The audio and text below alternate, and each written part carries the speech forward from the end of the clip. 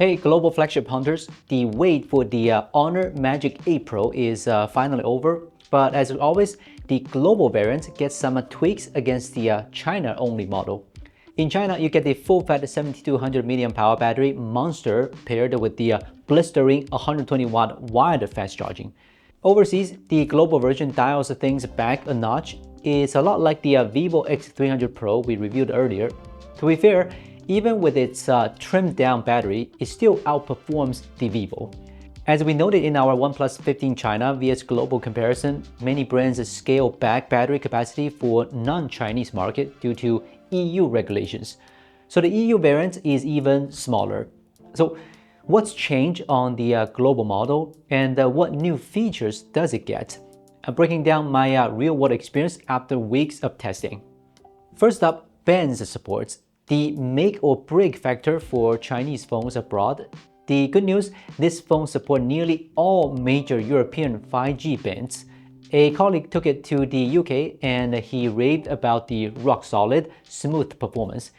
We also found it works with the most North American bands, except for a few US carriers. So whether you are in Europe or most parts of North America, you're good to go.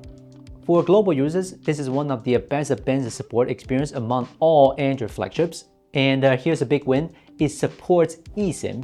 That means you can use mobile data without a physical nano SIM. Mix and match two nano SIMs, two eSIMs, or one of each, total flexibility for travelers, a feature you won't find on China-only model.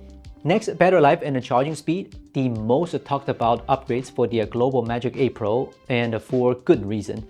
On paper, it looks like a compromise, but let's check the real-world test results. We ran our standard battery cycle, 1 hour of 1080p YouTube streaming, 1 hour of social media scoring, 1 hour of 5G web browsing, and 30 minutes of gaming.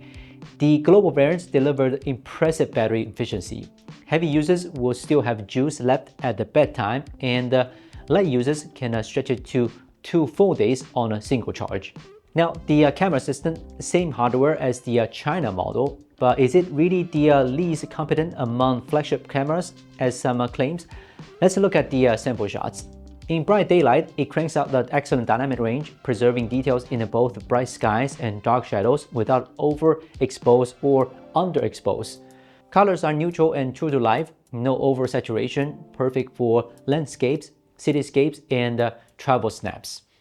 The 200 megapixel super night telephoto lens is the star of the show. It nails sharp, clear shots even for candid moments.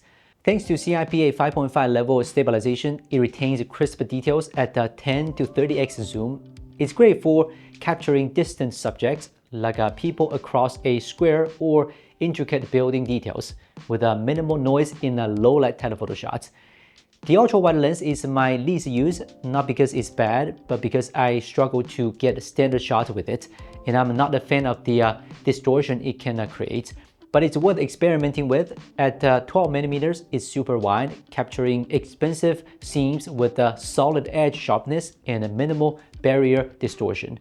The camera features feels like a breath of fresh air, no flashy gimmicks, just practical tools you will actually use. Film filters, AI subject tracking, and a one-tap AI enhancement simplify shooting.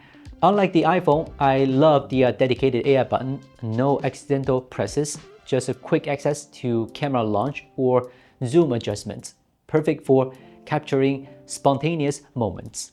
Compared to Xiaomi, Vivo, and Oppo, it lacks that unique stylized image flavor, but its shots are much more true to reality, and I'm here for it.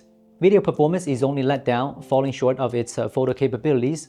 Low light footage has noticeable noise and inconsistent white balance. Colors swing between warm and cool tones in mixed lighting, like a restaurant or night markets. It supports 4K 60fps HDR vivid recording across all lenses and 4K 120fps on the main and telephoto lenses. To boast the ergonomics, Honor trimmed the display size slightly, but it's still a curved LTPO OLED panel. Rest assured, the global variant matches the China model in the display size and the design. It has a 1.5K resolution, not 2K, but it strikes a perfect balance between sharpness and power efficiency. The real-world clarity is almost indistinguishable from 2K screens with crisp text and detailed images.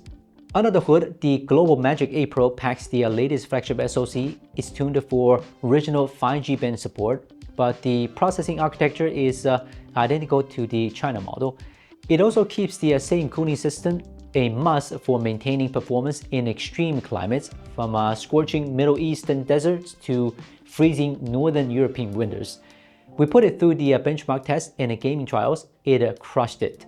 Graphically intensive games like Genshin Impact run smoothly at a steady 60 FPS.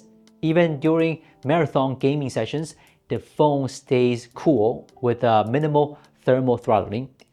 First, a huge win for global buyers. macOS 10's core experience is 100% identical to the China version. That means intuitive multitasking, floating windows, split screen mode, and app cloning work seamlessly. Run 2 apps side by side or clone social media accounts for work and personal use, a game changer for international professionals. Second, powerful AI tools. Beyond the translation and the document scanning, you get smart text extraction, pull phone numbers, addresses, or URLs from images with a tap. Lastly, a bloat-free interface. Unlike other Android skins, macOS 10 skips region-locked pre-installed apps. Plus, you get full access to the Google Play Store, a key feature missing from the China model. For me, the Honor Magic8 Pro global version is a well-rounded flagship. It keeps the China model's top-tier camera system, eye-friendly display, and a flagship-grade performance. Paired with the same macOS 10's experience, the battery and the charging tweaks barely make a difference in daily use, and 80-watt wireless charging is consistent across all regions.